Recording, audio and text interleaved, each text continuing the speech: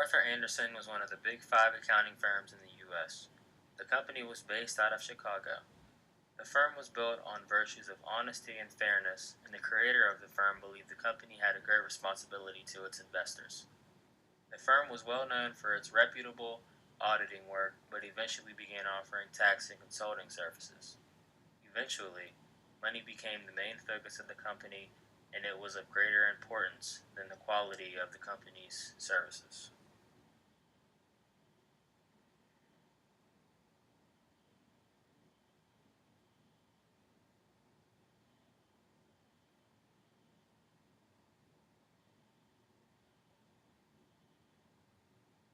Enron quickly became Arthur Andersen's highest paying customer. Representatives from Enron and Andersen became very close. It is said that individuals from both firms took annual golf vacations and went on ski trips together.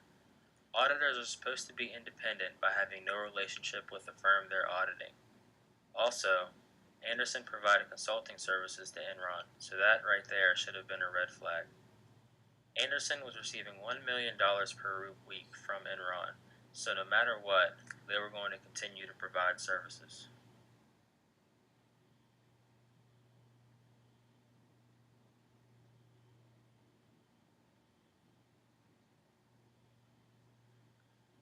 A specific example of one of Enron's schemes was a set-up partnership with a Canadian bank.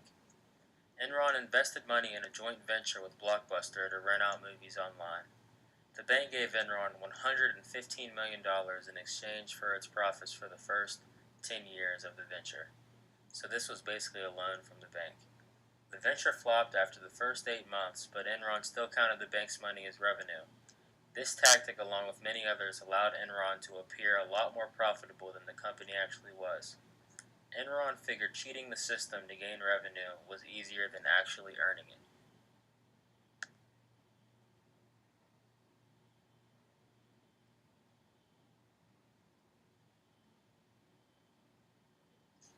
Generally Accepted Accounting Principles, or GAAP for short, is a collection of commonly followed accounting rules and standards for financial reporting. Andersen's main duty as auditors of Enron was to ensure the company was following these principles. Some argue that Andersen's actions were a form of negligence, but if they were performing their duties as auditors and taking all of the correct procedures, they would have caught Enron's terrible actions.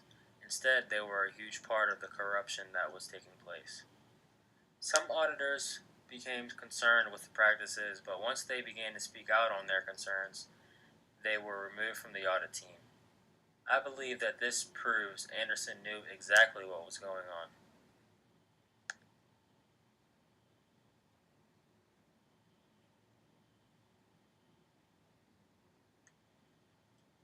Years later, the court overturned its initial conviction of Andersen, but the damage had already been done. Andersen was once a top-notch accounting firm with 28,000 employees, but at the time of the overturn, the company was down to just 200 employees.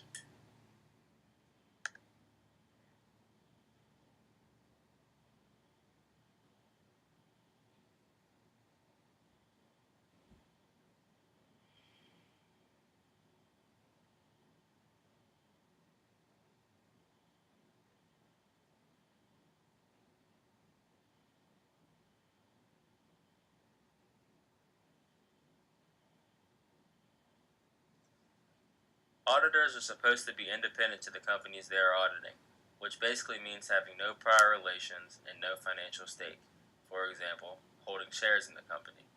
Andersen should have kept the business relationship it had formed with Enron as a consulting services only relationship.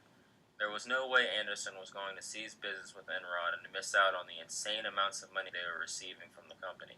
So, they continued business even though they were not independent.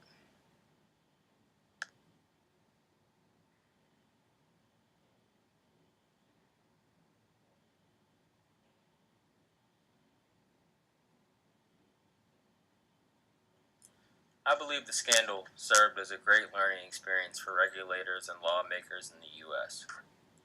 Many new laws were created, making it tougher for companies to get away with similar actions.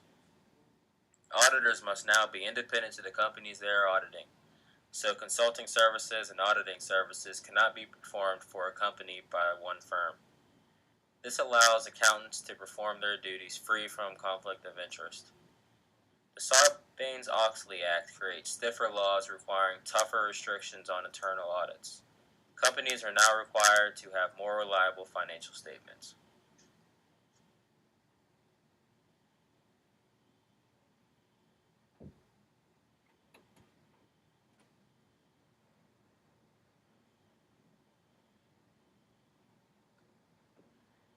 These are a few great resources if you wish to explore more. The Arthur Andersen Enron scandal will forever be remembered as one of the biggest accounting scandals in U.S. history. Thank you for your time. I hope you enjoyed the presentation.